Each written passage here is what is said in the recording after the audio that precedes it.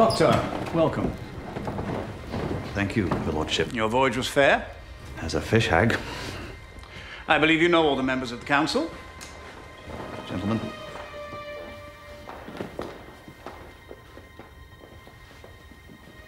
I do wish the circumstances... We've read your report. Grim stuff. Well, I believe there's no way around that, Sir Francis. The report is the most thorough picture I can present based on the fact that I am dealing with testimony as opposed to my own observation of what transpired. The issue here is Eskimo tales of Englishmen eating Englishmen. A number of us here have spent years in the ice on dwindling supplies, and yet the very thought... Well, I could only assume that the thought arrives far along the way, at the stage of final desperation.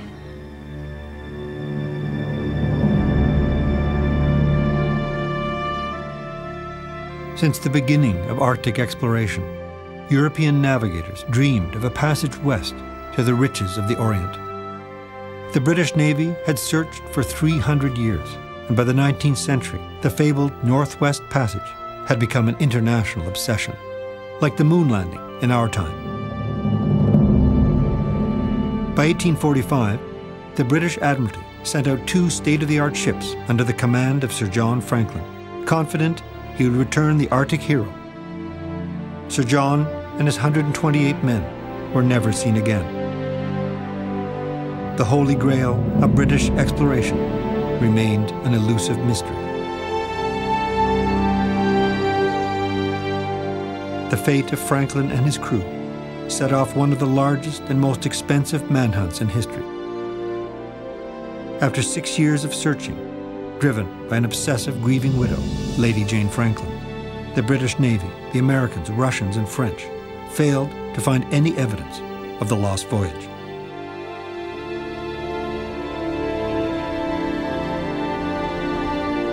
In the end, it was a doctor, John Ray, a Hudson's Bay Company employee traveling over 13,000 miles on foot and in small craft, who unlocked the mystery of the fate of Franklin and the elusive final link in the North-West Passage.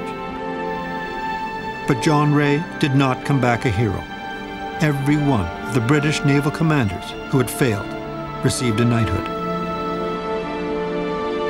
Ray was abandoned to the margins of history because he returned with a story that shook the English-speaking world.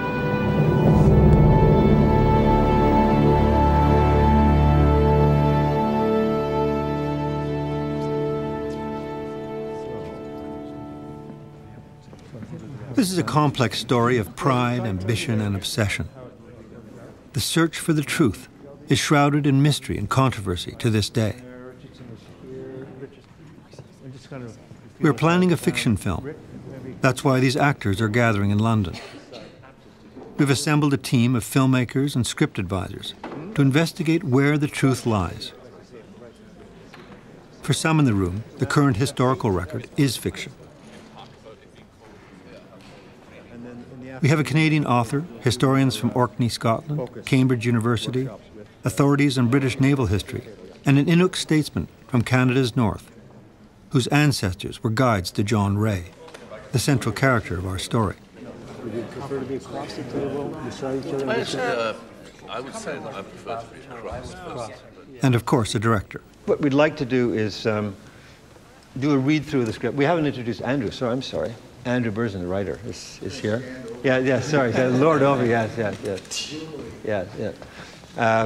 So what we'd like to do is, what we're interested in from the documentary point of view, and there's dual purpose here. Andrew, of course, is interested in hearing his dialogue. This is a first draft. The purpose of the first draft is for the documentary. If this draft was ready to take out and shoot, we wouldn't have a documentary. So the film that we're making is finding our story. So questions are... Well, try you there. We'll just see how it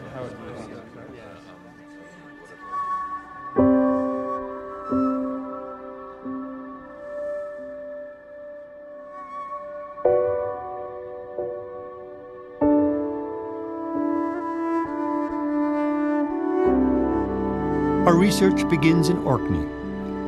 islands inhabited for some 8,000 years. Settled by the Norse, the islands were pledged to Scotland in the 15th century by a Danish king. For centuries, Orkney was the point of departure and return for ships heading out in search of a northwest passage to the Orient. Martin Frobisher in the 16th century, Henry Hudson in the 17th, and Captain Cook in the 18th. The list goes on.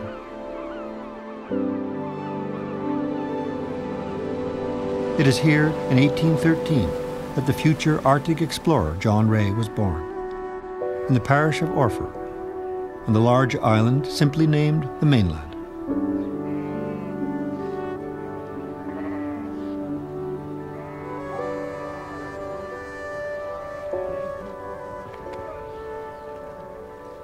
Show us the house.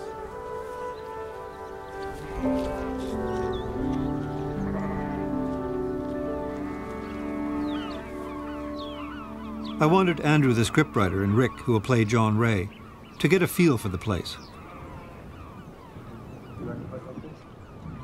No, yeah. More like a museum, but it's like just the old house sitting here. Watch your step. Man.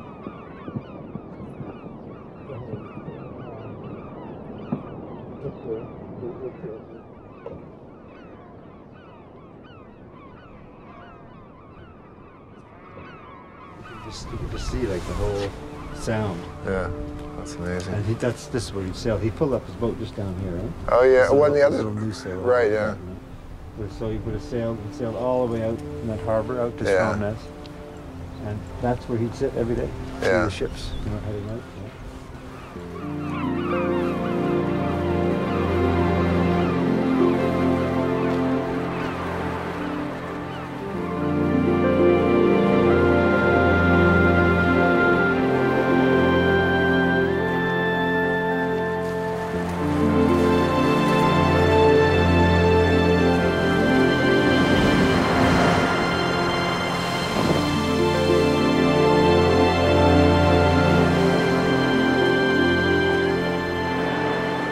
Across the bay from Ray's home was the safe harbor of Stromness. Young Ray would sail for hours, chasing ships heading off to the northwest. It was a seaport that would inspire generations of young men eager for adventure. One day, Ray too would be drawn into the allure of Arctic exploration and the quest for the Northwest Passage.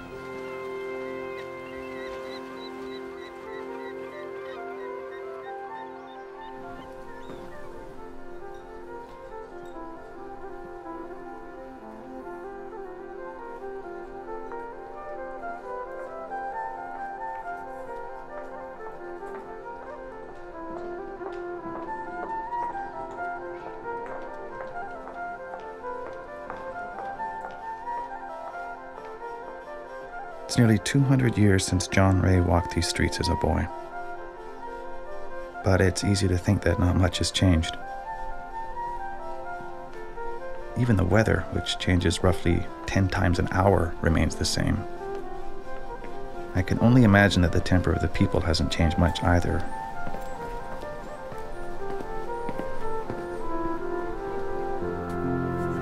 To a person, there's a gentleness, kindness, and humility to those I've met so far. Beyond that, they're steadfast, tough, and pleasantly tolerant of me. I'm immersing myself in Ray's journals and struggling to get a handle on the accent. A subtle marriage of Scots and Norse that will no doubt be a challenge to plausibly mimic down the road.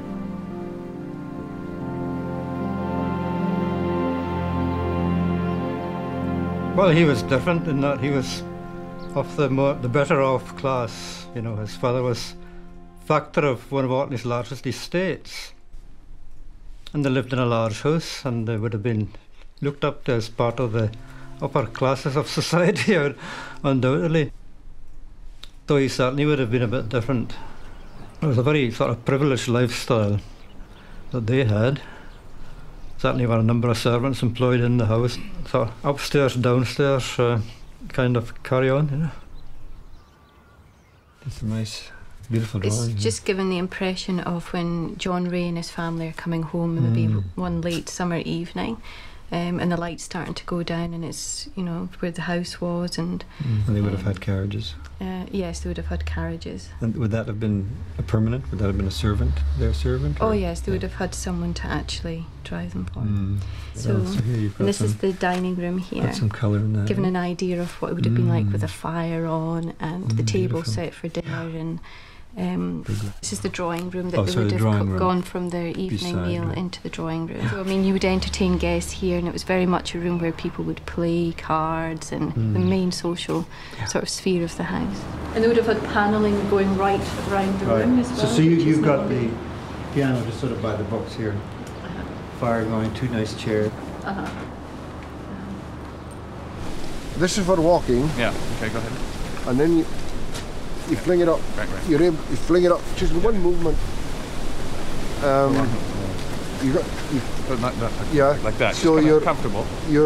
Don't put your fingers on the trigger until you see something jump. Things that he enjoyed most were going out, as he said himself, hunting and shooting. Well, in those days, even a relatively well-to-do family couldn't go out and fill the freezer from the local supermarket. They had to get fresh food, and the way to do it, of course, was to hunt and fish. So he was doing some. It wasn't purely a hobby for him. It was a very useful addition to the family food. But he obviously enjoyed it as much as anything else. When something jumps, you fling the gun up, take aim and fire. Now your gun's No, too... I'm like this, that's bad. That's bad. Yeah. You're at the ready. Right. The bird gets up, you fling up the gun, aim, and you're a bit low there. This and You then. still seem a bit stiff. Where's your hand? Can you show me again? Let's see what feels natural. It should No, be. you... I think this arm seems... So it should be. Well, it's what you're comfortable with. It doesn't look quite right somehow. But this It could be. almost seems... You still... doesn't seem quite right here. Then I can't get my. It's very strange. Maybe I'm physically unable to hunt. I don't think so. What sort of things would John Ray have hunted? I think John Ray would have shot grouse. His journal suggests he did. Yeah. I suspect he also shot seals. But he would have shot that not for food, though. I don't think they would have eaten the seals so much as used them for oil.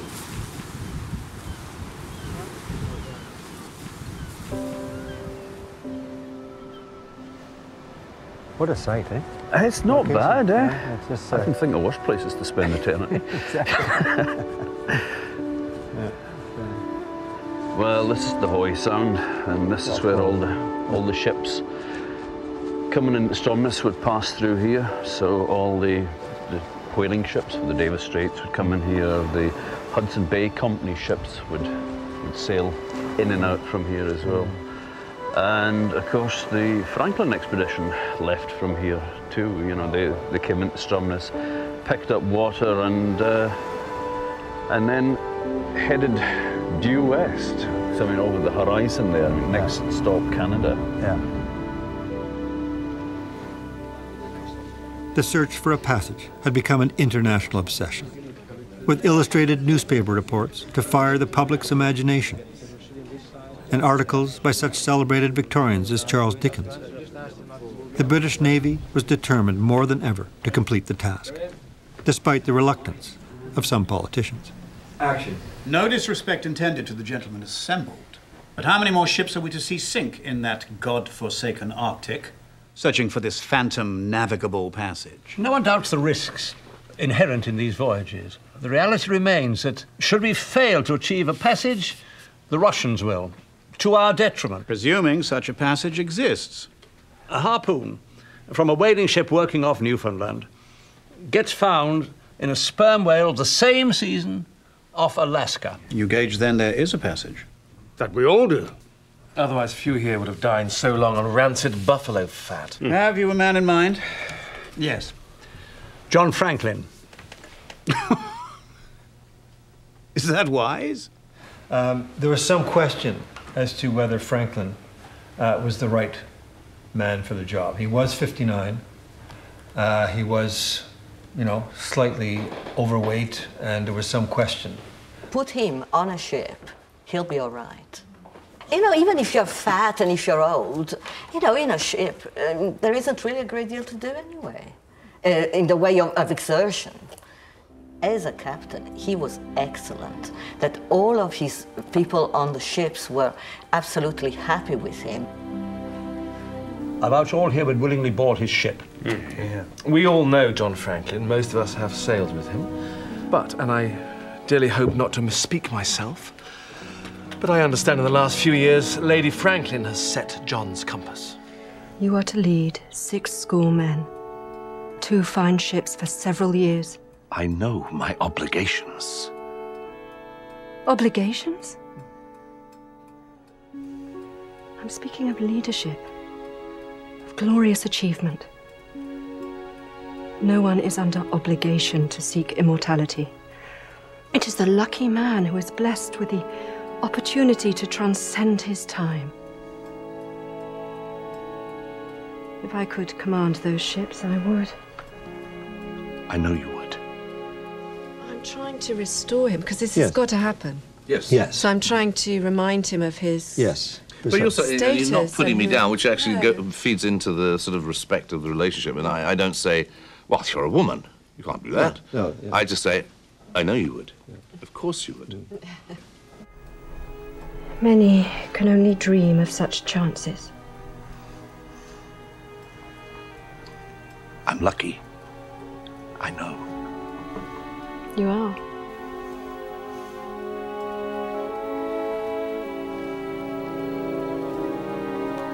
Do you think Sir John wanted to go? That's actually a very good question, I must say. I would certainly say that Sir John Franklin was incredibly honored to be the one that would be given this very, very well-organized expedition, which was supposed to be the last one. If he was not married to Lady Franklin, would he have commanded the ship? Probably not. It was said, and it is a fact, that Lady Franklin had quite a lot of work behind the scenes. You had something to do with him going. You encouraged I him. helped, I encouraged, as a good wife should, yes. You did more than encourage him, though. I enabled him. And how did you go about doing that? I gently corrected other people's misconceptions. How could you? Have you no idea? John! What has taken you? You did drape this over me just now, as I slept, as I lay sleeping. Yes? Why? Why would you do that? You appeared a little chill. So, you put the flag over me? I lay it on you to warm you, yes.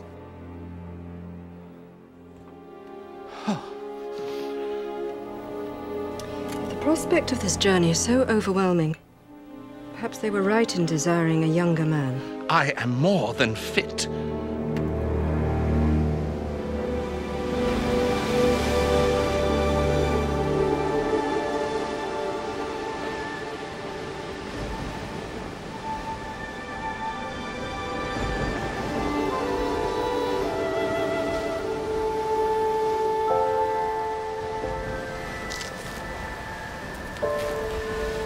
Today was an adventure.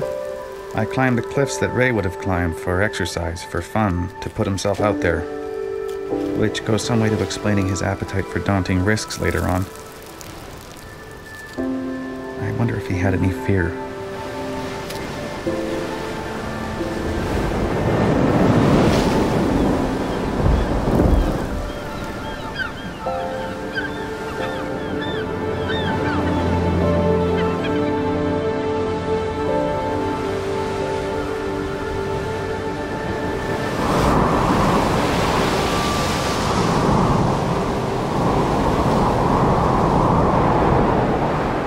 Just continued with a gale moving in with hurricane-force winds.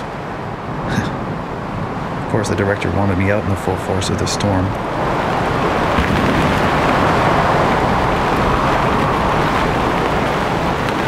They had better use those shots.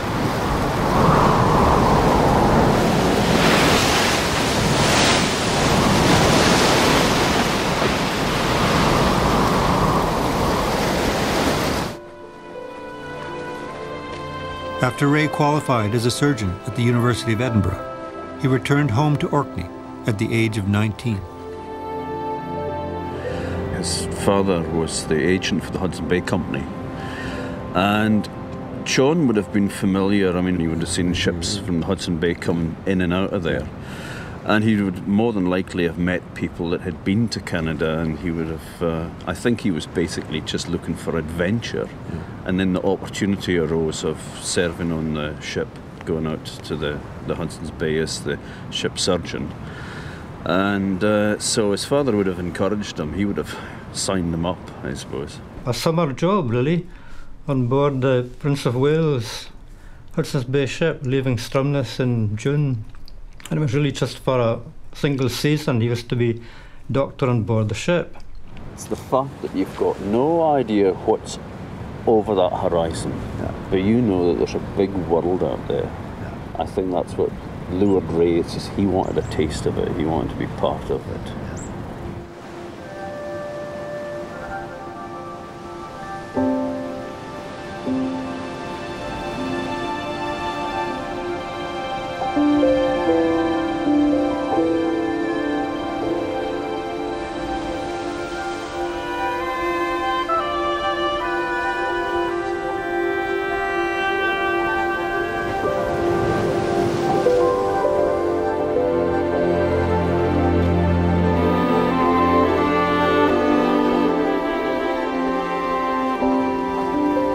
Wonder and charm, Orkney is a very small place at the edge of Europe, and even in Ray's time, relatively tamed. I feel I've gained a far better grasp on what shaped him, as well as what drew him away. The chance to test himself in the wider and wilder world, across the rough Atlantic to places not yet marked on anyone's map. What happened was the ship got iced in. It was a bit unusual, but she didn't manage to get back up to the bay in time. I think maybe more extreme weather conditions than usual. So he was iced in with the ship all winter. And he apparently enjoys the experience so much that he managed to get himself employed at Moose Factory for a long period. So that's really how it came about. I don't think he'd intended to have a career in the Hudson's Bay Company, but just by accident it happened. Ray celebrated his 21st birthday that autumn and would spend the next 10 years as a doctor and eventually as a chief factor for the Hudson's Bay Company. Like his fellow Orkneymen and Canadian voyageurs, he quickly settled into this new way of life.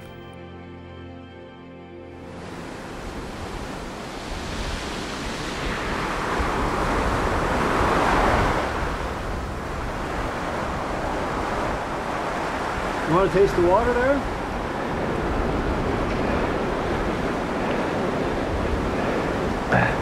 Yeah, salty. Yeah. So it's definitely part of the ocean. Yeah, yeah. Hudson Bay. Look at that wind. I know.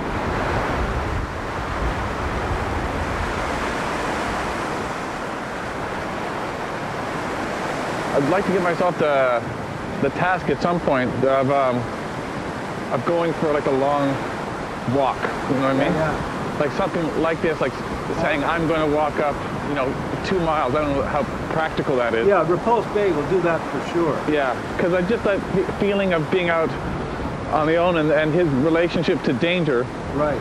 And like for me, that with the idea of wildlife and the weather is just, it's very terrifying. Yeah, yeah. So it'd be great I'd like to push my boundaries that way.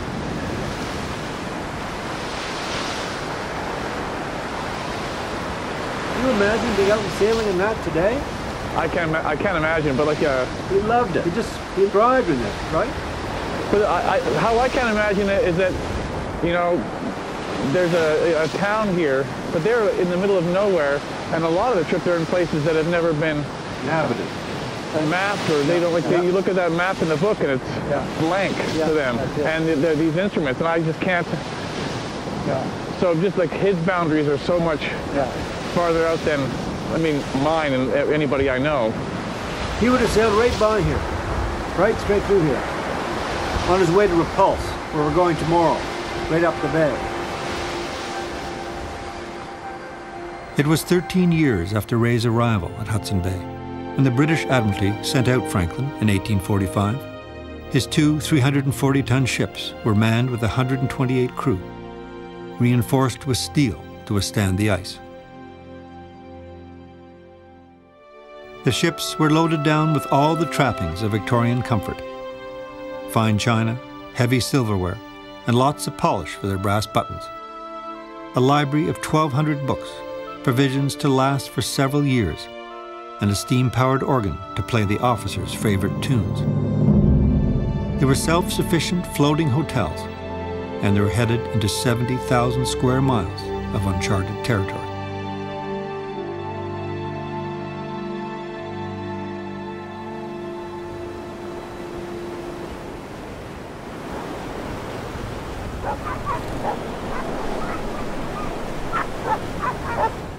You are suggesting then that that's maybe what prevented the ships from coming down? At Rankin Inlet, I met our advisor, Tagat Curley, an honored statesman whose knowledge of the written record is combined with the oral tradition of his Inuit ancestors. So what I'm saying is, he was a poor planner, I think. He really truly believed that the size of his crew ships will enable him to succeed. No, that was his arrogance. Very. He was a lousy navigator. He wasn't suited to navigate the Arctic because he had failed on his first and second expedition, and then the British government hired him again. So, Thank you. I want to introduce you to Bernadette Dean. Bernadette Dean. She's going to be with us for the whole shoot. Rick Roberts. Have you been north before? Much as far as North Bay, but... As far as North Bay, it's as far as he's been. You know where North Bay is? It's very far south. Just north of Toronto. Just north South of Toronto? North of Toronto, not very far north.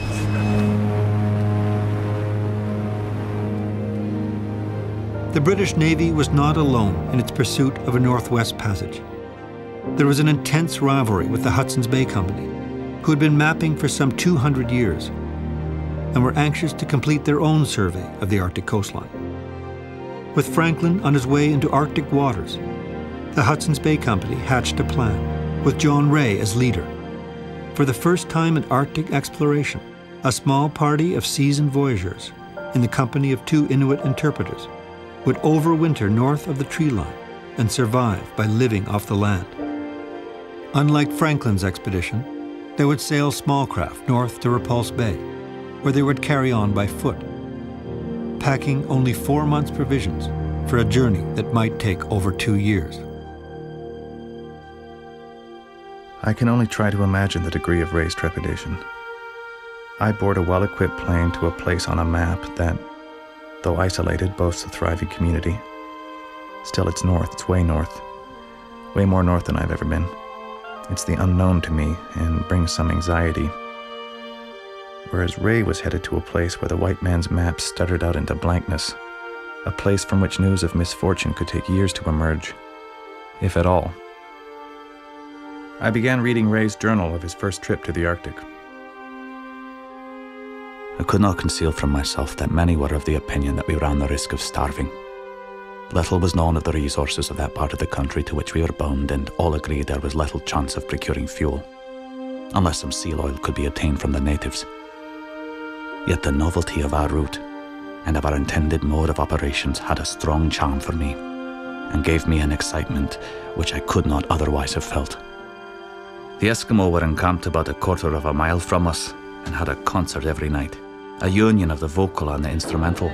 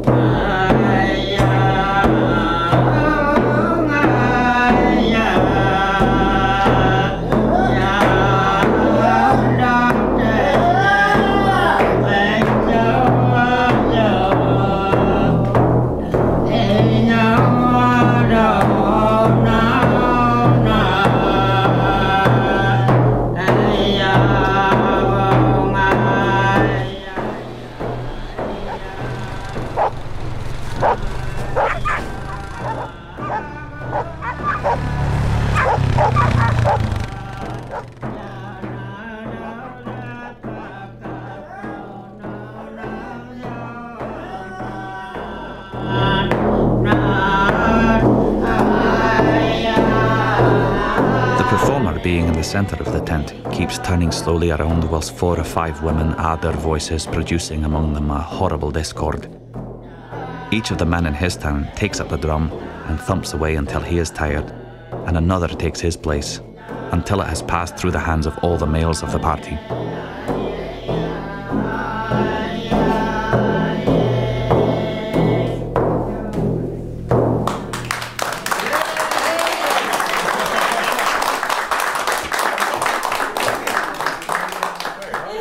You know it's going around that way? Come do that, do that.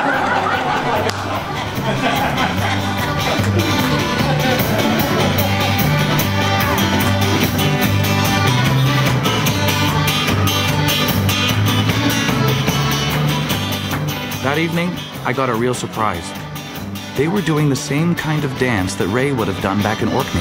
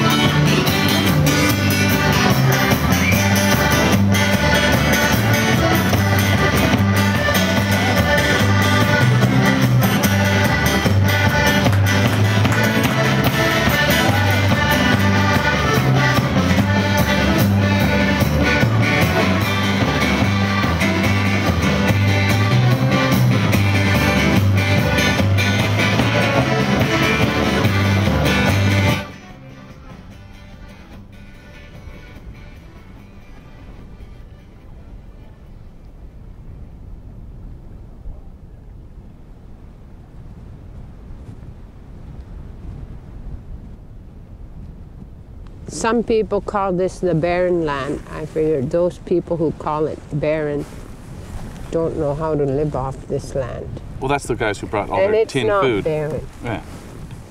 Well, I think that was the strategy of John Ray, was to pack light, trust to his instincts, and I think to the survival things he learned from the Inuit, or from, I guess, on his own. I guess he figured out the cranberries on his own. King Mingna, it already has a name, so it wasn't discovered by what's his face. What's the Inuit name for them? King Mingna. King Mingna? Yeah.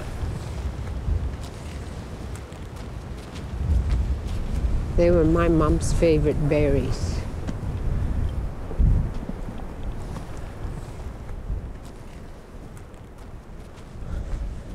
I'm afraid of stepping on some. Pardon? There's the blood. See, if I saw that, I would think that was an animal had died there. Really? Yeah. With no animal tracks? Charlton Island Woods, spring 1835. Ray is snowshoeing over thin snow when he notices what looks like blood on the webbing. He retraces his steps, finding he's squished old cranberries under the snow. Charlton Island Camp, spring 1835. With the men lined up before him, Ray doles out cranberries like medicine. This stuff right here? Yeah. Oh, right on. So I'm gonna get some of this. This will make a. This is for tea, right? Yeah.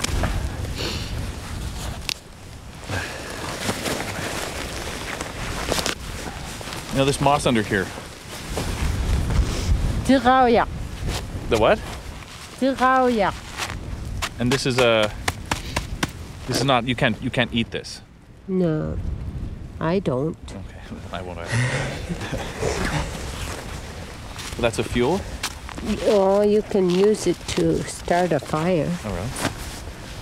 You want to see what it smells like? Yeah.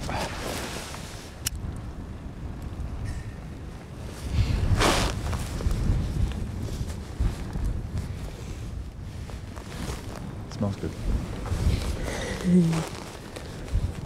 It's good because my berry picking hands. This is the same moss as this stuff? Different color, yeah.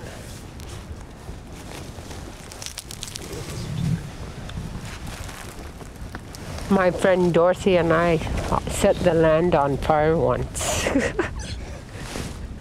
What happened? We started cooking, right. Making tea while we were berry picking when we were kids. Yeah. And all of a sudden we notice there's fire.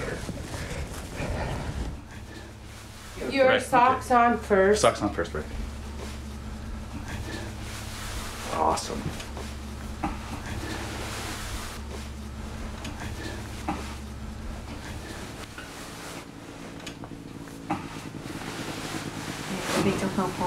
Okay. No. This.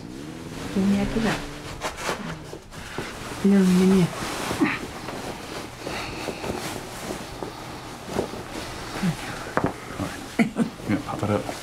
There. And I got this in here.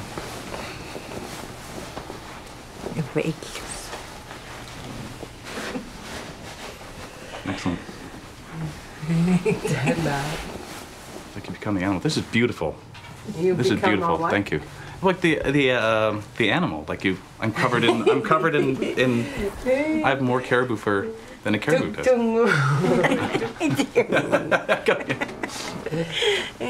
Is this all from one animal? Two. Two animals. Yeah. How does it look? You look nice. Does it fit you? Is it comfortable? It fits extremely well. It feels like. I mean, the whole thing, the idea of skin, it makes you more mobile.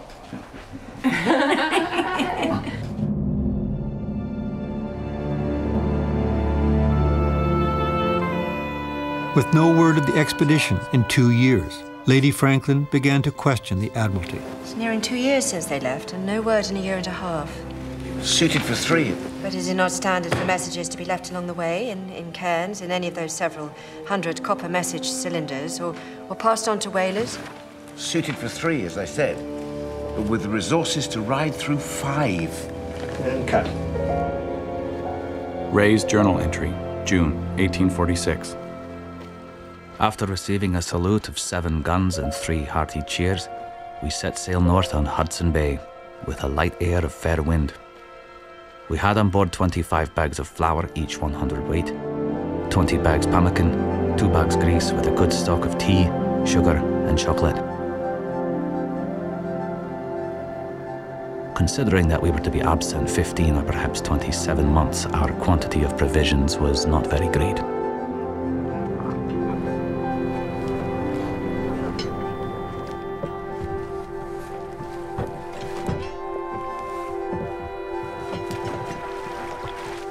It was here, at the mouth of the North Pole River, that Ray and his crew continued on foot into unknown territory.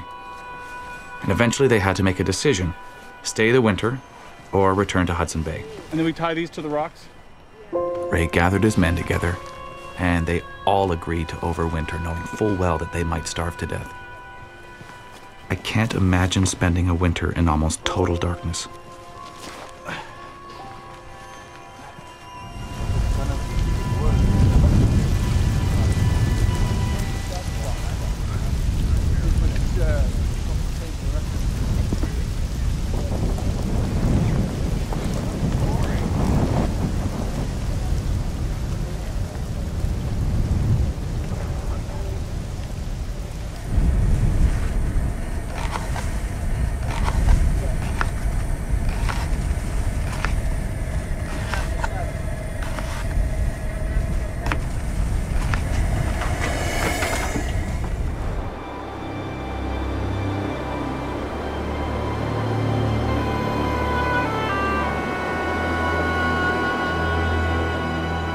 All hands were now busily employed making preparations for a long and dreary winter.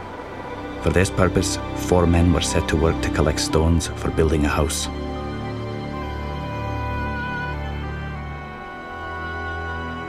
Imagine having to make that decision, though, eh? Spending the winter here. I can't imagine. In a stone house. And knowing that you could starve, eh? Yeah, and probably the panic of getting enough food, and of course, heat. It's a lot bigger than I thought. Bigger? Yeah. And the rocks are huge. Yeah. Yeah. I imagine something really tiny and... Oh, really, eh? Now, look at that. The walls are like, what are they, 2 feet thick? I know, yeah. Look at the threshold. Do you think they laid that down there? Oh, yeah, definitely. Definitely. And look at like the size of that rock. They have to carry, they probably have to go find it up there and bring it.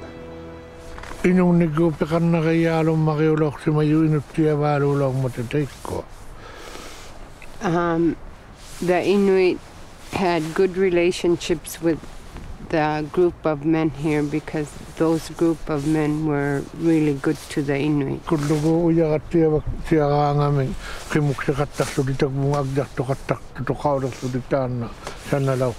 He heard that they would take a dog team and look for proper rocks, and when they would pile up the rocks on a dog team and bring them here and to use to build this house.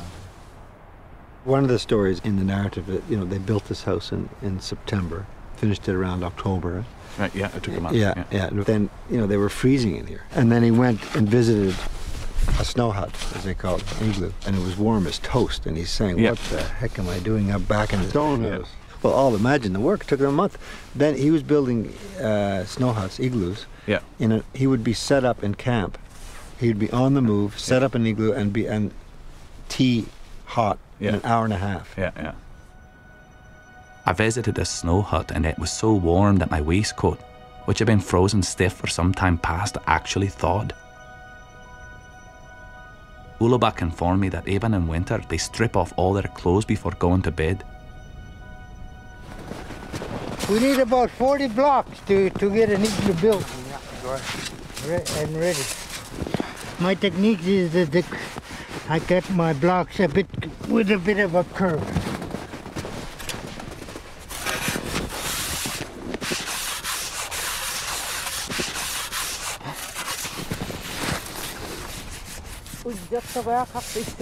Huh?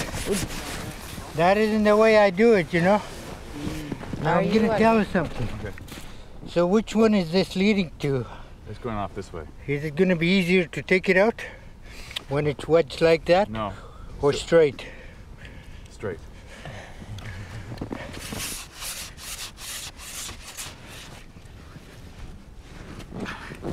You see my block, the exact same all the way down. Yeah. For two guys this size, we used to make it in half an hour. Would you believe that? No.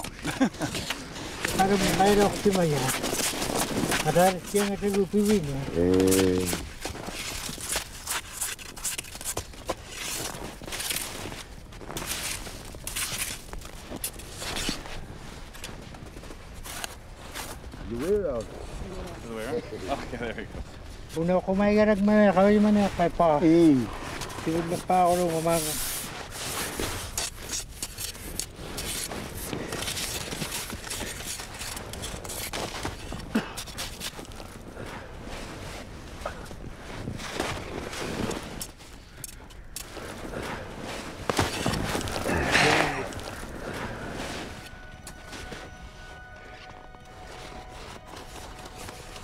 I'm in awe as I watch Tagak and realize that he has the ability to survive in this environment. Just like his ancestors who were guides to John Ray. There is a continuity of time and place that is almost unimaginable to me.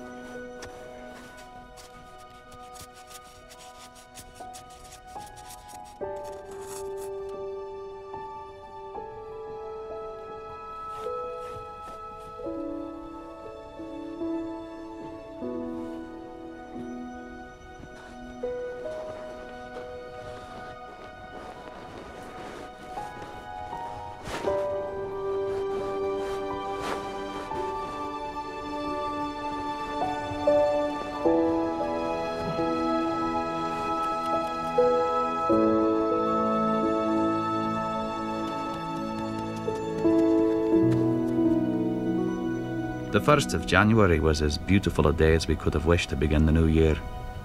There was a light air of wind and the temperature was -26. Our dinner consisted of hare and reindeer tongue, with a currant pudding as second course.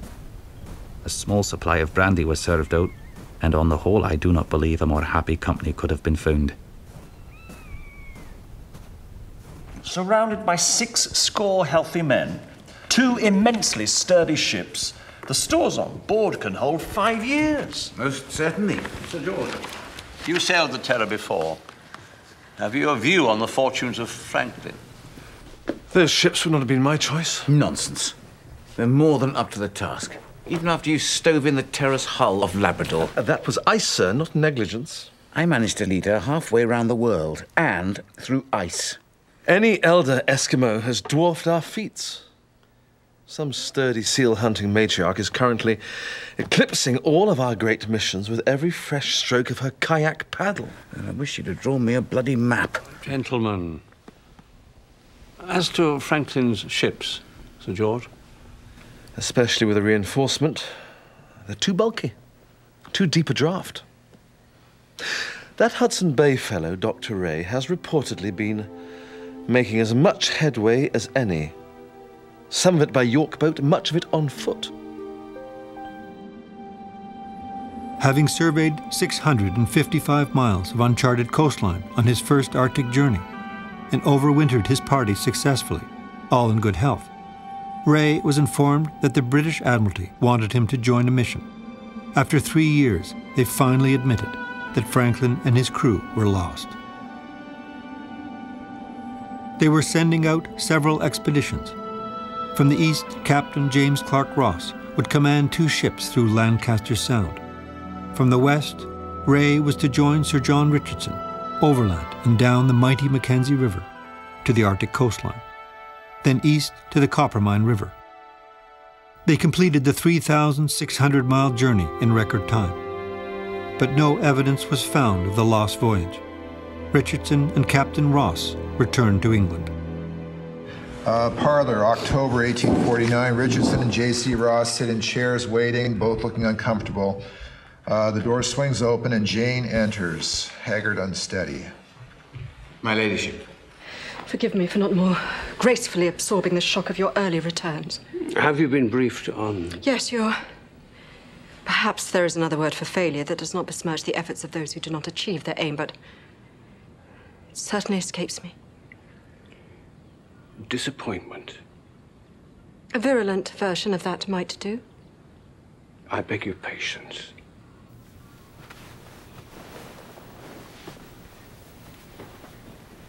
I traveled with your husband, Jane, for several years. I am far from ready to parade him as a dead hero. Only a fine, reliable man. We searched the northern coast. West, all the way to the Coppermine River, we cached supplies. I'm certain you did all that an honest man could do. And Dr. Ray will continue in the spring with his search.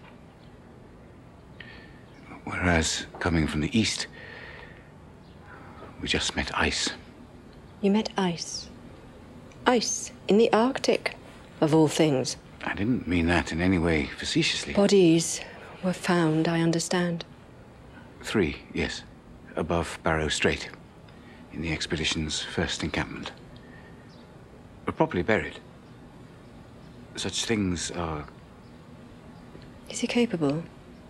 Oh, Dr. Ray, finding my husband. He is perhaps the most capable man in the world of achieving this task. He has been known to snowshoe hundreds of miles to tend to a sickly native. I no longer trust the Royal Navy. 3 years of utter uselessness.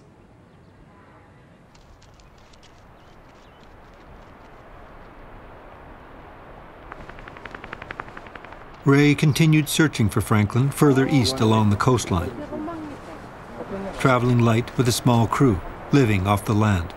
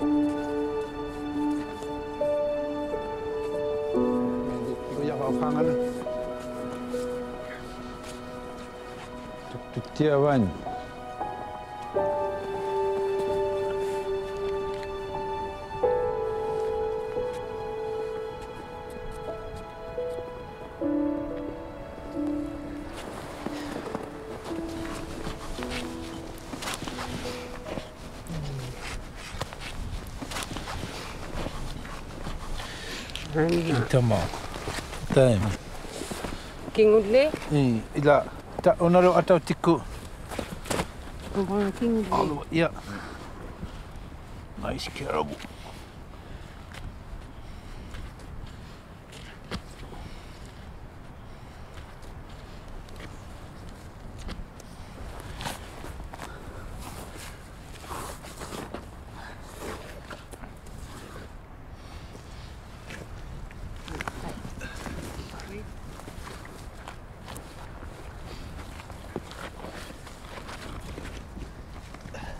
Very warm.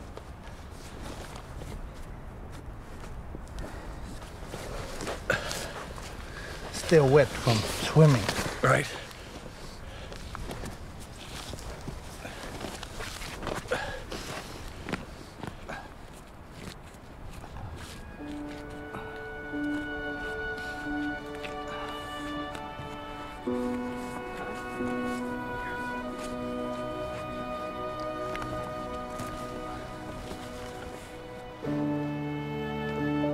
One of the Eskimos speared a seal on the ice near the edge of the open water.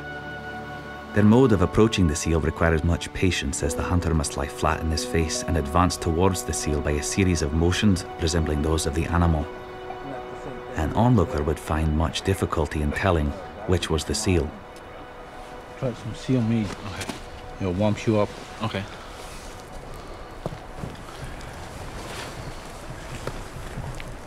Very good. Good. Try some liver. It's very tender. That's liver? Mm-hmm. They'll warm you up after you have eaten it. They're the best meat. The liver? That's the seal meat. Oh, any part of the seal? Any part of the seal. Okay. Liver, meat, warms you up.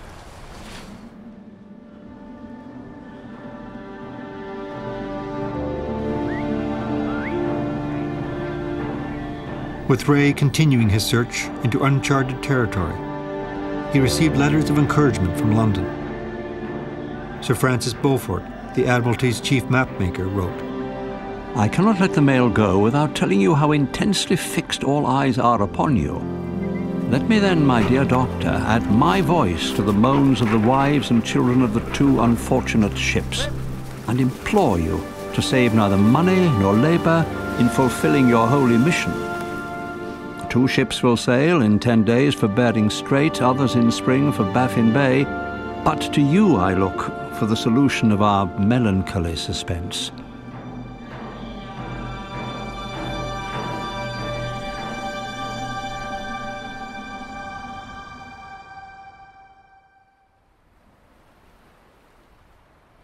Well aware of the anxiety of a nation fixated on the lost voyage, Ray notes in his journal, I hope, if moderately fortunate by surveying some degrees of latitude of the shores along which we pass, to solve the question of a North-West passage.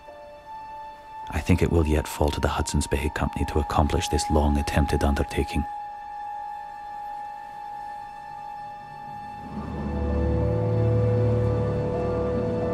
January was the coldest month. The temperature fell to 72 below zero. But our journey hitherto had been the most fatiguing I had ever experienced. The severe exercise with a limited allowance of food had much reduced the whole party, yet we were all in excellent health. And although we lost flesh, we kept up our spirits and marched merrily on, tightening our belts. Mine came in 6 inches.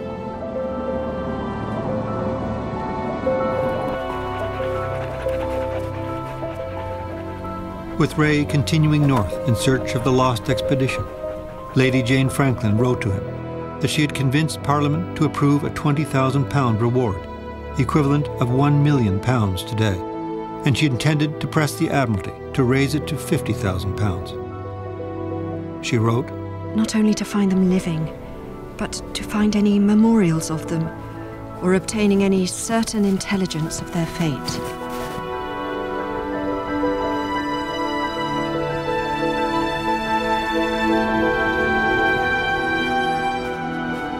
After 6 years without a word, Lady Franklin was increasingly desperate for results. Not only did she write to the Russian Tsar and the American president, she slipped into the fashion of the day and consulted a clairvoyant. Her rational mind stood its ground, however, until an Irish sea captain by the name of William Coppin knocked on her door. The youngest of my daughters, my 4-year-old, Wheezy, left us from fever this winter last. I'm sorry for you, Captain Coppin. But I seek no sympathy in this. I have 4 other children, whom, in the night, Wheezy appears to visit. A ghost, you meaning? My dead daughter's spirit would seem to visit them. Have you witnessed this yourself? But you trust your children? It was the specifics that turned me. Please. They describe her coming in a kind of blue... light? For want of a better term. My eldest daughter asked Wheezy about the lost explorers. Why would she? It's on everyone's tongues. The children hold that the room appeared to fill with ice. Some channels are seen, some ships. One of them is in a bad state.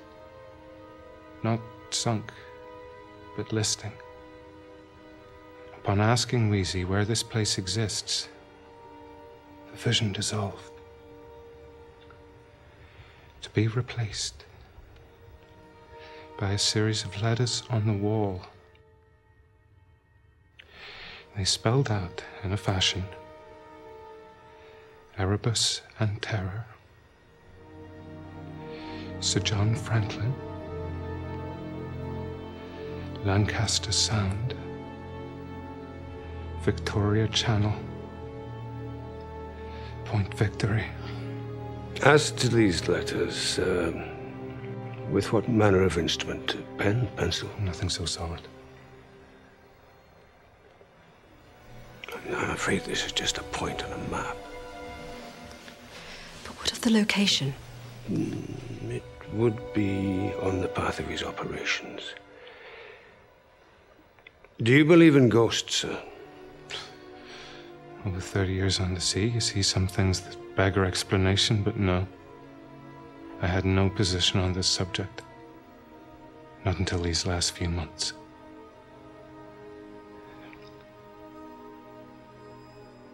I believe that that is where those poor sailors bide.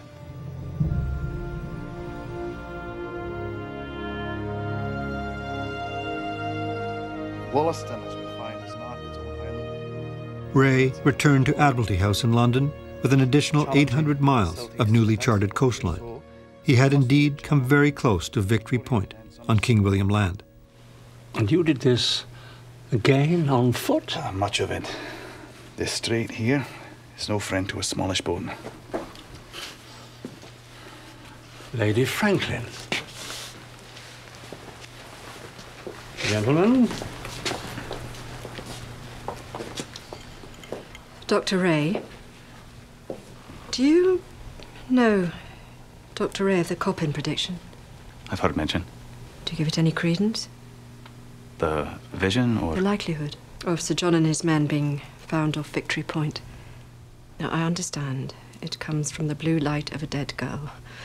I understand anyone can see amorphous shapes on the wall.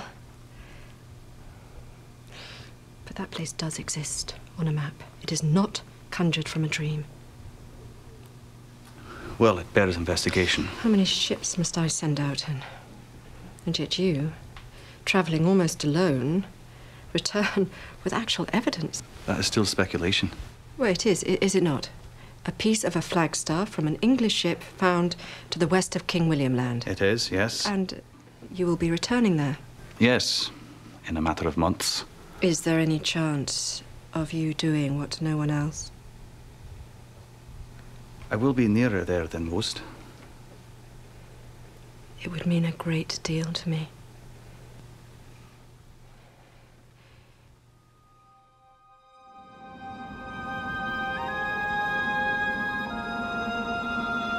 On his return to the north, Ray paid little heed to the Copland prediction, but in fact, he was headed in the very direction of King William Land.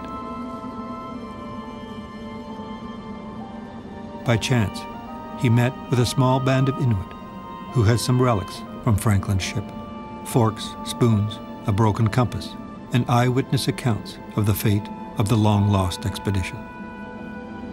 The ships had indeed been stuck in the ice off Victory Point. Sir John had died the second winter.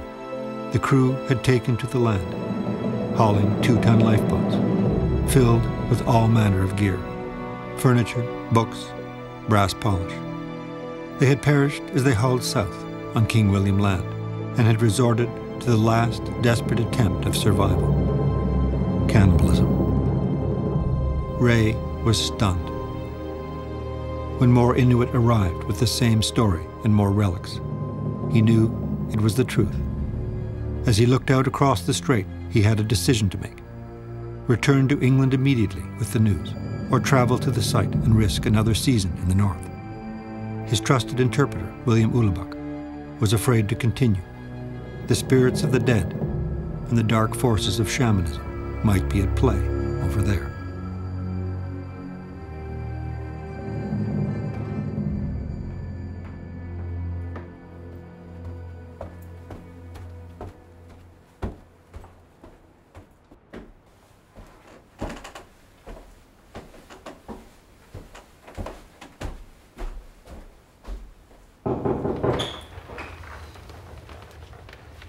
Doctor, welcome. Thank you, Your Lordship. I believe you know all the members of the council. Gentlemen.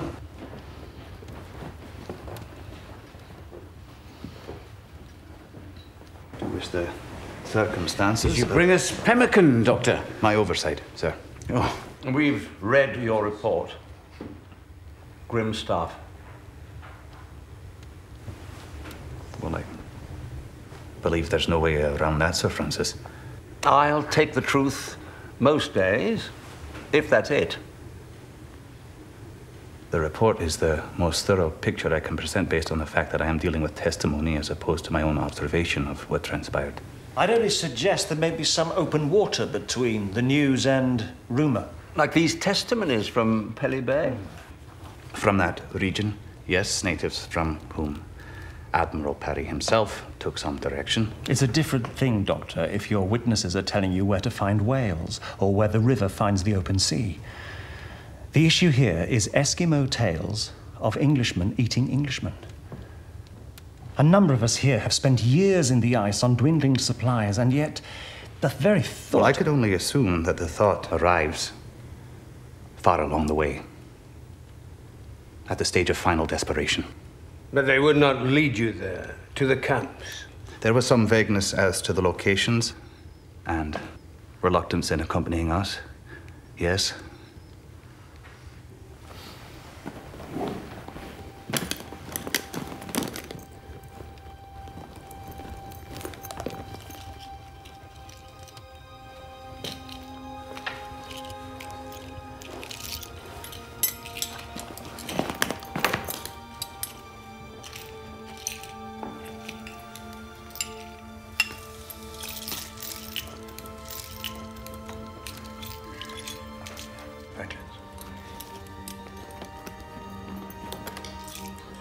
Personally, I see no grounds for doubt.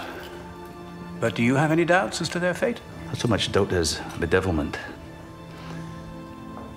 The Eskimo claim that the men came as a group, several dozen along the shore, walking, hauling their sledges loaded with all manner of obsolescence, but also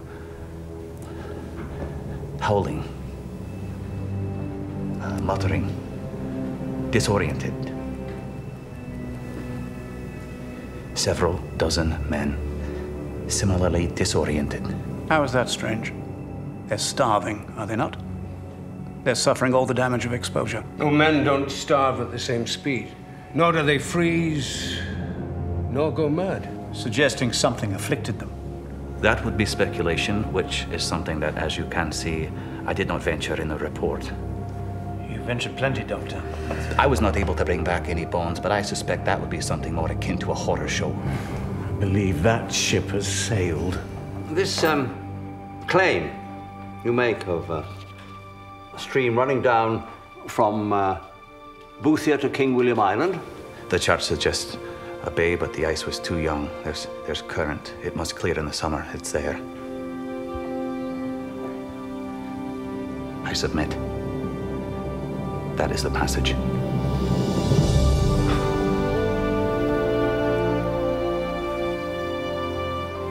Whereas the path Franklin took through Victoria Strait meets a permanent barricade. They were forced ashore, or so it would seem, on the most inhospitable of lands.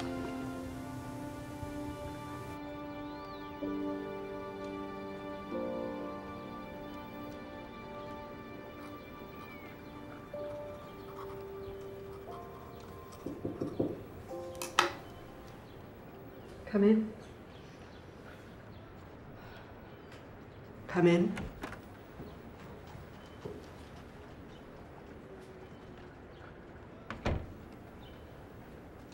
Lady Franklin. Dr. Ray. I hope this is not an inopportune time. It is no worse than any other time. I've read your report as it appeared in the Times. Have you something otherwise to offer? Only my apology that such a document was allowed to. Please. Not the passive voice. Someone allowed it. Someone wrote it. Someone found it judicious to publish in all its odious malignancy. I did write it. But what you read was intended solely for my employer and the Admiralty. I submitted a more sensitive document to the Times, and they opted instead for the sensational.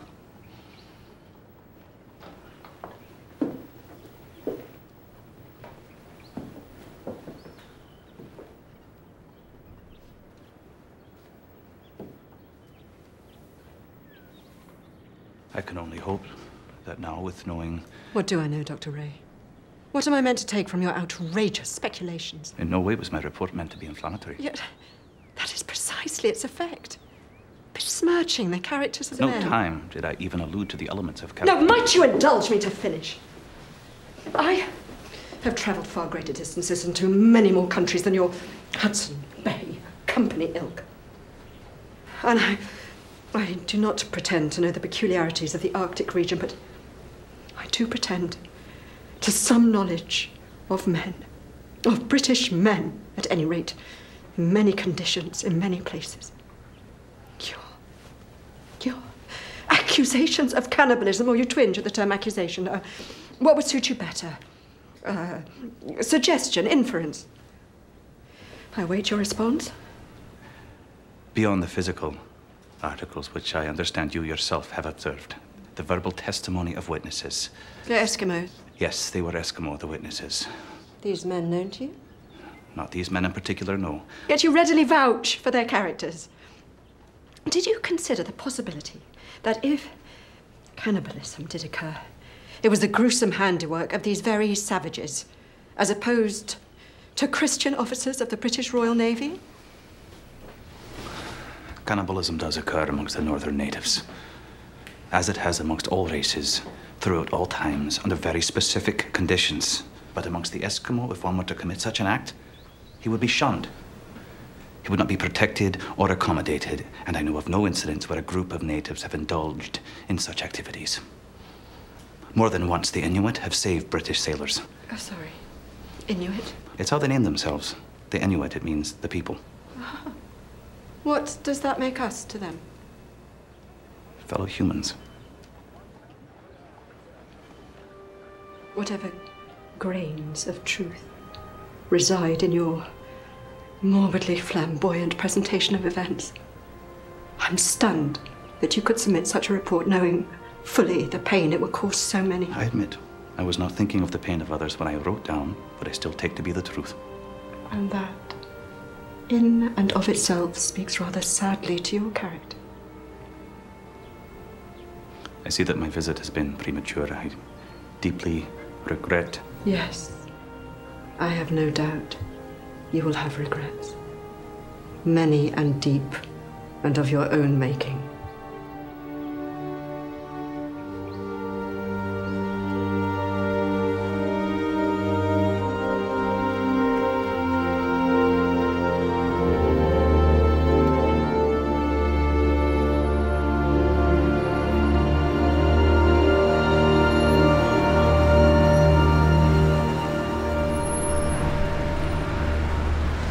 It is Tagak. Hello, John. You made it. I made it. See, nice car they brought in you. One piece. In one piece, yes. all the way from Rankin Inlet. Yes. That's the Nelson, you know. National Portrait Gallery is just around the corner. This is the National Gallery here. Canada House. That's our house. Yeah. Canada House, yeah. You got it. Lady Franklin tried to get a Sir John Franklin. Right in the center here? Right in the center here. I'm glad she was overruled. but she did get one just down the road here. Yeah. Waterloo Place, just down there. So we'll go down there and have a look. Okay? Okay. So this is where she took... Amazing. This is... So that was a clip. So that's there he is. That's Franklin. Oh, this is the one that she at the House of Commons approved the whole sponsorship of it, eh? Yeah. Look, right here. To the great Arctic navigator and his brave companions, who sacrificed their lives in completing the discovery of the North-West Passage after death 1847 and 8. Now, who would believe that he discovered the North-West Passage in England? Everybody did. You know, that's not true, eh? Because a dead man cannot find something.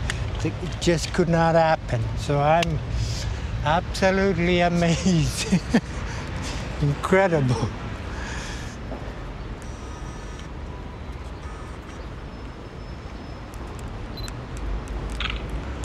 So this is John, eh?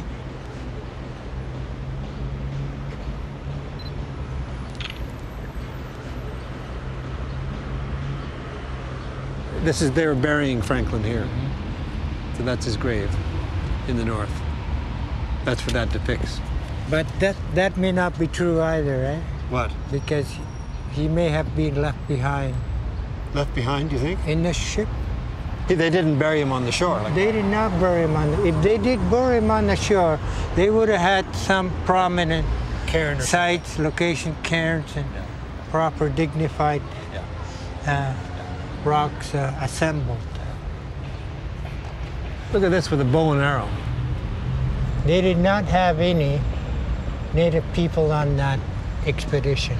That's why they failed. There was a not only fatal mistake, they did not have any advisors of Inuit. You know, we could have helped them a lot.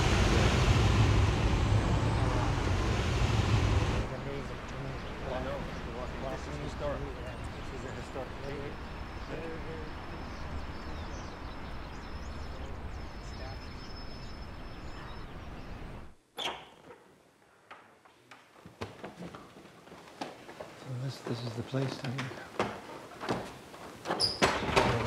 think. Where the action. This is the center of the empire, yeah. Katima Beara Unataktuksan. Katima Beara Unataktuksan in the British Empire. My, it's good. Yeah. This is 600 years old. 600 years old. It's been here. Yeah. So this was the compass more like? Well, it's a weather direction of weather. So it's a weather vane is on the roof. Mm-hmm. It still works? It still works. Southwest, southwest wind. Yeah, amazing. And this is where the Arctic Council met for all the decisions about all the polar exploration stuff. All here. Reports coming in. Yeah. This is the room that John Ray walked into with his report. Up those stairs that we came up. And the uproar happened after that. Amazing. There's Ken. I'd like you to meet Taga Curley, Ken McGugan. Nice to meet you. Nice to meet you. Honored to meet you, though. Likewise. Welcome. Thanks very much. It's great to be here. Look at this room. This is something else, eh? Fantastic. I mean, this was like the Pentagon of the day. It was, eh? Yeah, well, the British had the largest navy in the world, and that's how they ruled it. They ruled the waves, and this is the place. You know, they ran it from here. I guess it's here. No, right on. We had spent time with our advisors from the Arctic and Orkney, and with Canadian Ken McGugan, author of a book on Ray. In London, we were seeking a Navy perspective from Ernest Coleman, an historian and retired naval officer. We had a navy that was certainly the biggest navy in the world, I think the best navy in the world. It had beaten the French, and there was a role for them in this to try and find this Northwest Passage.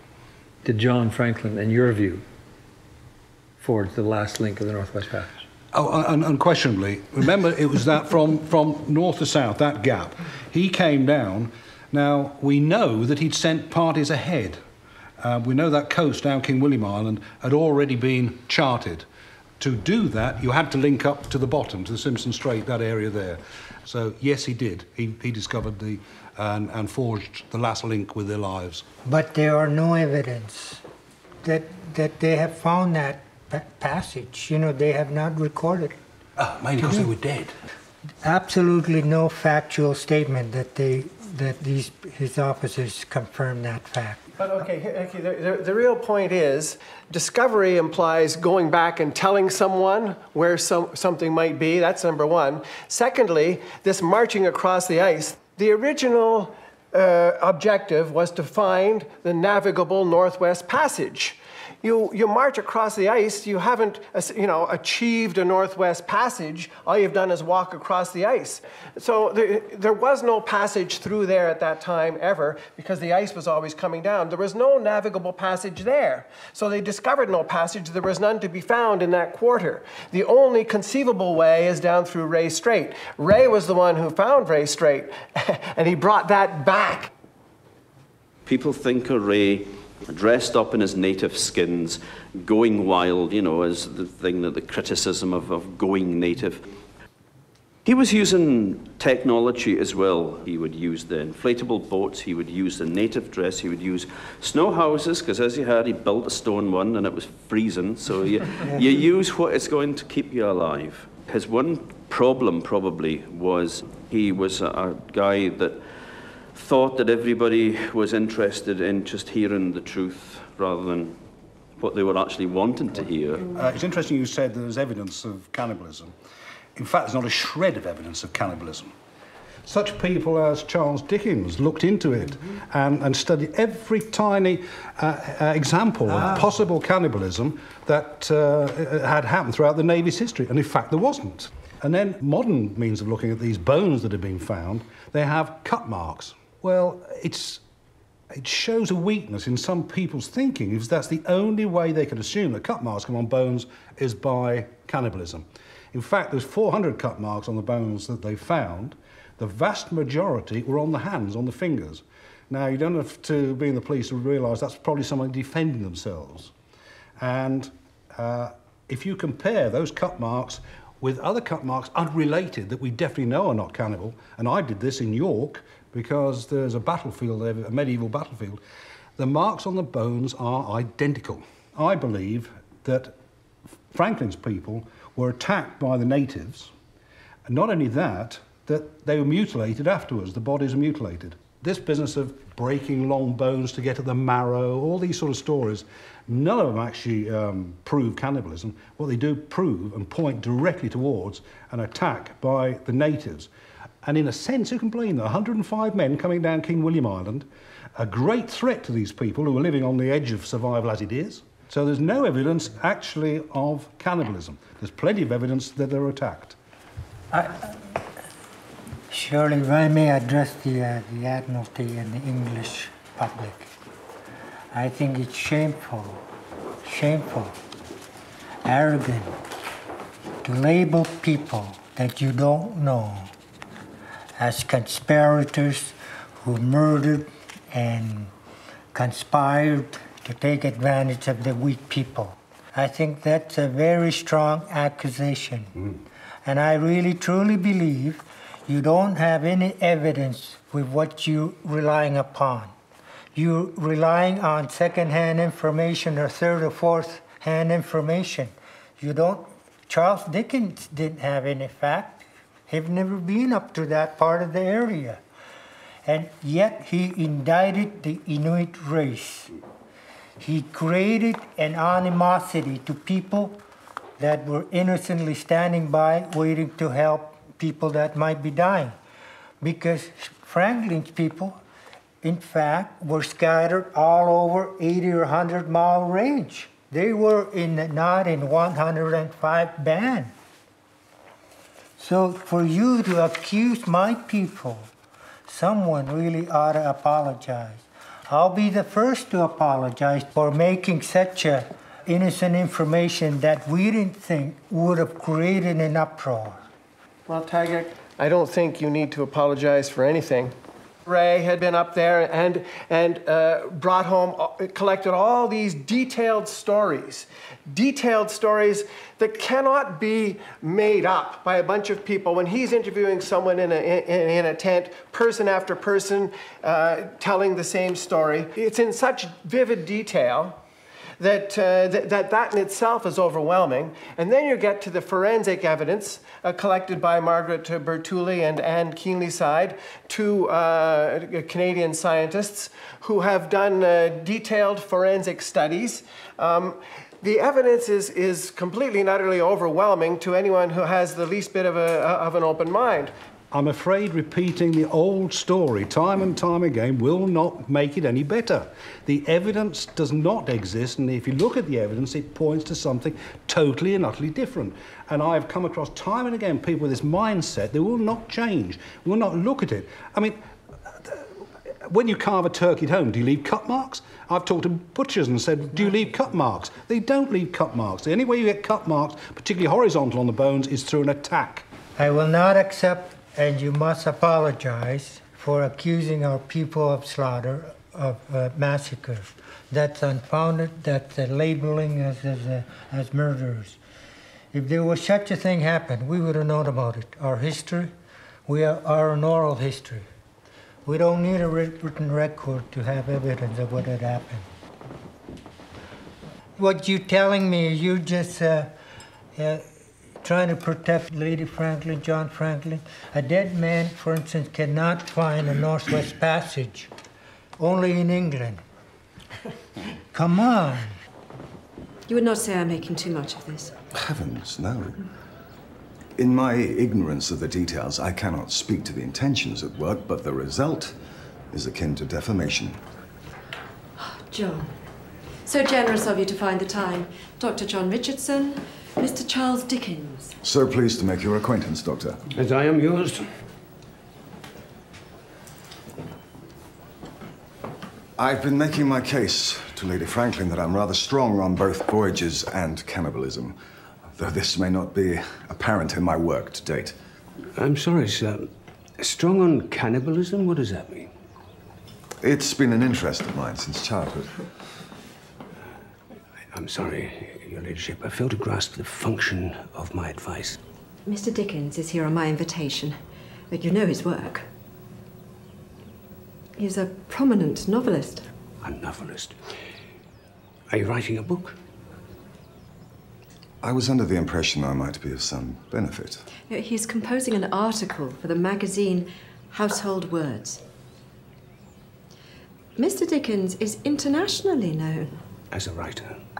As a writer. His arguments are renowned for their insight and persuasiveness. My husband was your dear friend, John. I'm struggling with the soiling of his name and of the brave souls who served with him. I must admit, I am reluctant to be persuaded that a writer of fiction would most serve you now. I mean, in no way to belittle your stature, sir, but our friend Sir John is enshrouded in a story of monstrous proportions. And what is fact and what is fiction is, up to this point, for God alone to know. Pardon me, but my glimpse of the report alerted me to several puzzling assumptions, each of which I doubt would stand much deft scrutiny.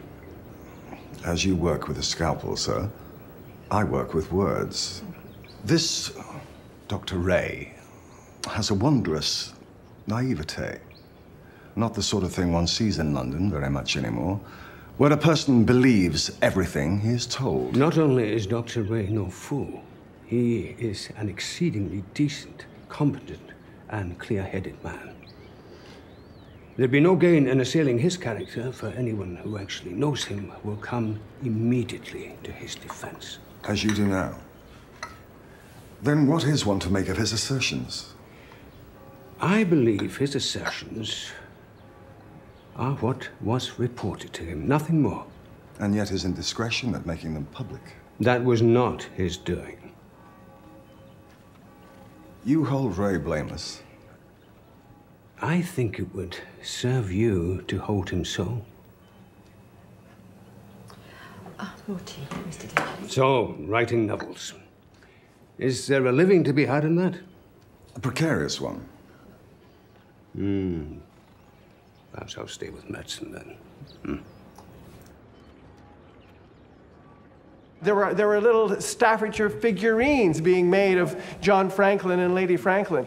So when Dickens was invited by Lady Franklin, well, this is somebody that you go to. Even though Dickens was an extraordinary figure already, he would have been thrilled to go to meet Lady Franklin and anxious to please her in any way.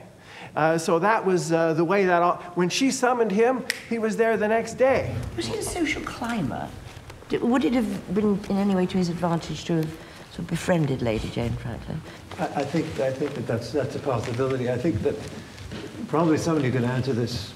We have someone here that could probably answer that question. You introduce yourself.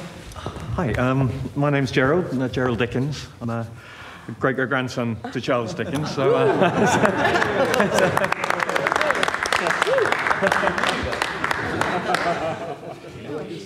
So if I can, if I can fill in any gaps. Yeah. Now, when we first met, you hadn't really heard of this aspect of... No, I hadn't at all. Did it surprise you? It did, immensely. Almost because with his background, I can see him siding with Ray more than Franklin. And that's what surprises me about it. A very British attitude here, that no British man, no British Christian man would ever do that sort of thing. That natives would, because they're not British. They're not Christian. That empire attitude. I think he actually uses those words, doesn't he? That no English Christian man would do such a thing. I genuinely believed it. Yeah, I think so. So he's reflecting the very popular and widely held attitude. Definitely. In Britain. Absolutely, definitely. I mean, he saw himself very much as a mouthpiece, as a champion for whatever the prevailing attitude was. But if you can get Charles Dickens to do your PR, I mean, it's pretty great. Exactly. And then he's going to sell more household words, supporting her point of view. Oh, he never lost sight of the business aspect. Yeah. The word of a savage is not to be taken. Firstly, because he is a liar. Secondly, because he is a boaster. Thirdly, because he often talks figuratively. Fourthly, because he is given to a superstitious notion that when he tells you he has his enemy in his stomach, you will logically give him credit for having his enemy's valor in his heart. He's no ethnographer, to be sure. Oh, there's more, there's more. I have little doubt. We believe every savage to be in his heart covetous, treacherous, cruel, a man. Man is an idiot. And a master of fictions. What do you make of my evidence? Knowing John Franklin, I'd be much surprised if he gave up his teacup while he still breathed. I mean the issue of cannibalism. We all know it is a rare and horrendous but verifiable fact of the art. Yes, and that is the issue. The British will readily embrace a horrendous fact of natives murdering and eating British men, but they will not even begin to attempt to fathom British eating British. You had a cannibal on your first journey. A voyager, not well. Mixed blood. Iroquois French, was he not? So what great element of British character makes us impervious? Even amongst our seamen, it is looked upon with the utmost revulsion. Not arguing predisposition, John. None of us will be predisposed towards it. We few British who have traversed the Arctic know that there are things for which nothing here can prepare us. There have been several occasions when I have doubted my vision. There have been 1 or 2 occasions when I have doubted my mind. Some, I suspect, even British, have found themselves no more themselves. Now, I can't speak for 130 men, but I knew John Franklin as well as men can be known. And I would swear on my Bible that he would have sooner eaten a bullet than a morsel of human flesh. The report, it made no specific reference to Franklin. Your report asserted that the few remaining men, all British with families here, consumed their fellows. Now, you cannot be so naive as to think you would not cause a storm bringing back such news, especially on the word of another. Yes, but if that word of another had been British, would I then have been believed? You know that by many you are. If you had visited the site, given your expertise as a doctor. The choice was made. It was, and you made it. I gather you found it unfeasible to travel to the site. And why do I sense that you know the answer to that question?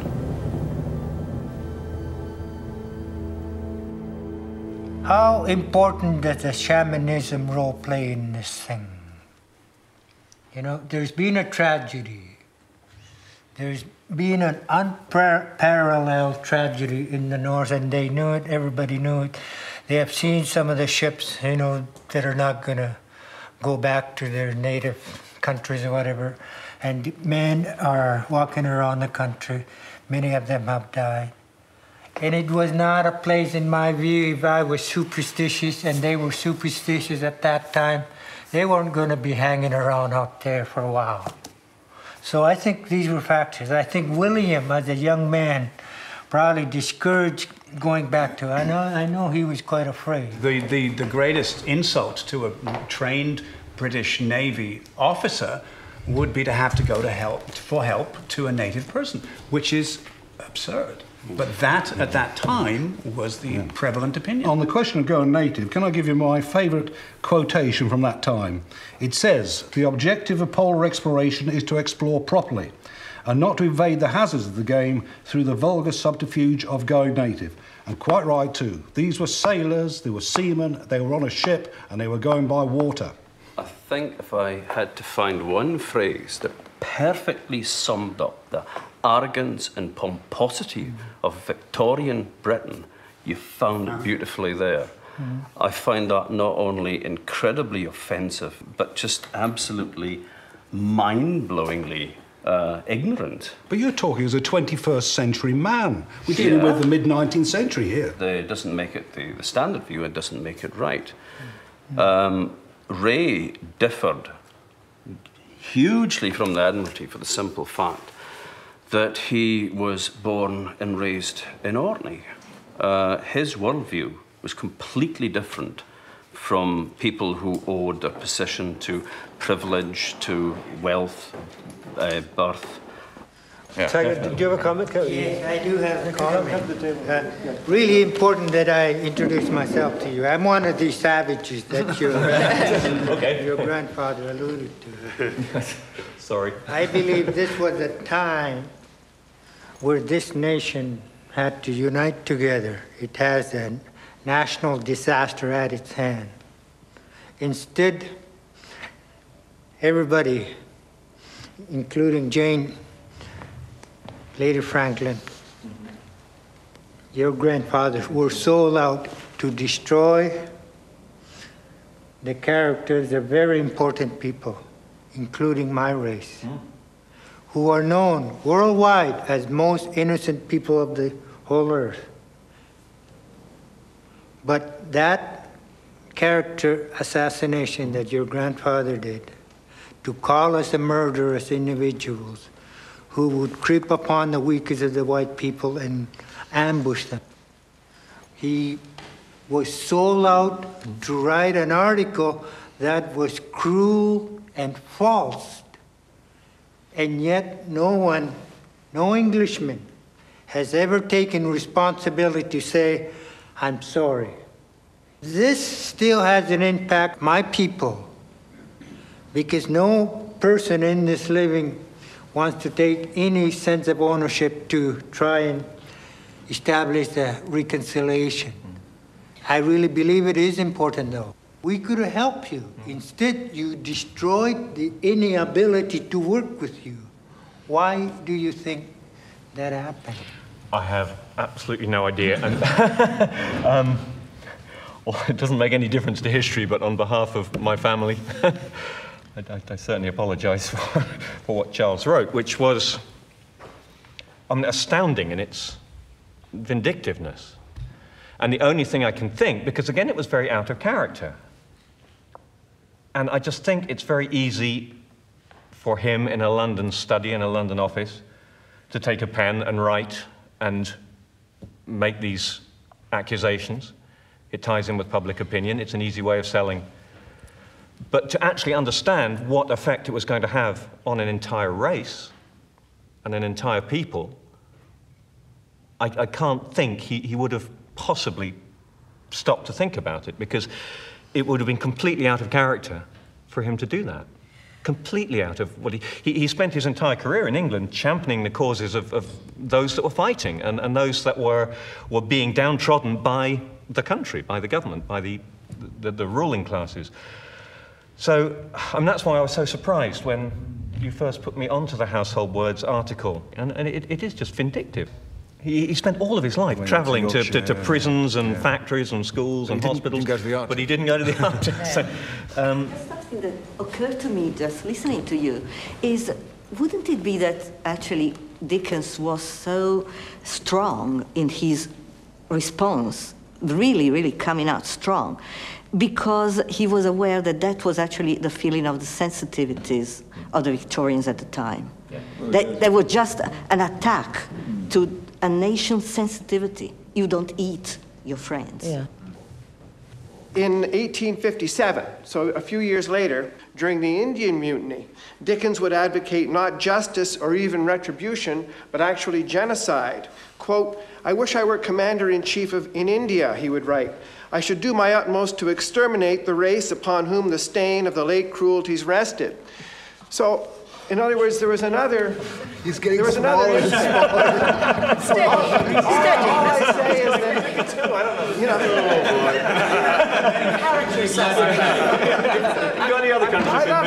I love Dickens. You know, but he had this blind spot, I think, in this one way. He didn't transcend his times. And I think at the time, we hadn't had the Crimean War, we hadn't had the Great War, we hadn't had the third. We've supped on horrors for hundreds of years now, and it's going on at this moment as we sit around this table. But at that time, the only people who were capable, as far as a good Englishman was concerned, of doing that sort of thing were savages. And, you know, they were an easy target, and so they were attacked. Very important. This is a very interesting project. All of you are the cast, as well as John. Again, you're welcome to Nunavut anytime. So any of you ever put your foot up there, Tom, welcome anytime to come up to Nunavut. It's been an honor for me to be here. Earlier, you apologized to me and for my people about what your grandfather had written about. This apology is very important, and I accept it on behalf of my people, for the people of Nunavut. It is more than I asked for when I came here, and I was hoping something eventually would come here. So on behalf of the Inuit people, particularly Netjilik people who were impacted, as well my tribe, Ivy League tribe, who were primarily John Ray's guides. I accept your apology, and I want you to know you are a friend, and you're welcome to come to Nunavut anytime. Thank you.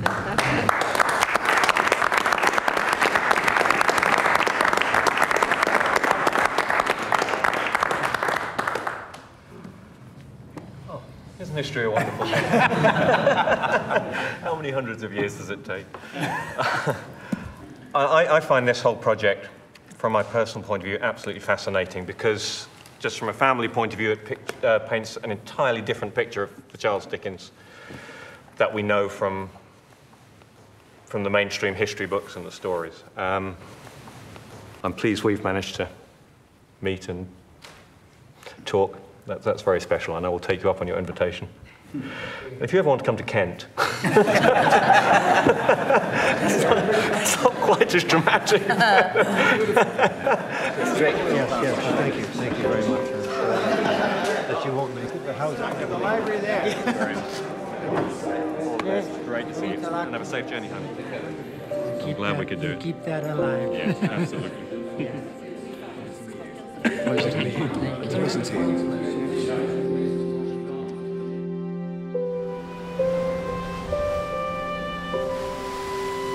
John Ray was laid to rest in his beloved Orkney at St. Magnus Cathedral in 1893.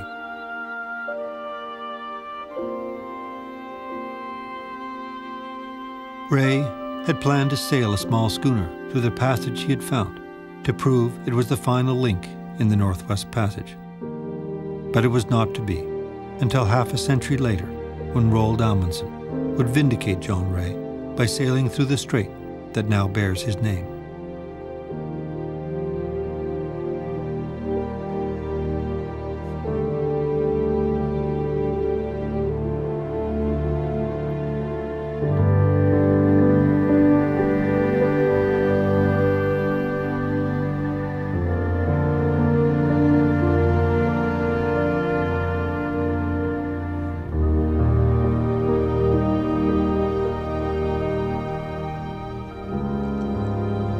Brought some of the spirits from Orkney. A little toast to John. Huh?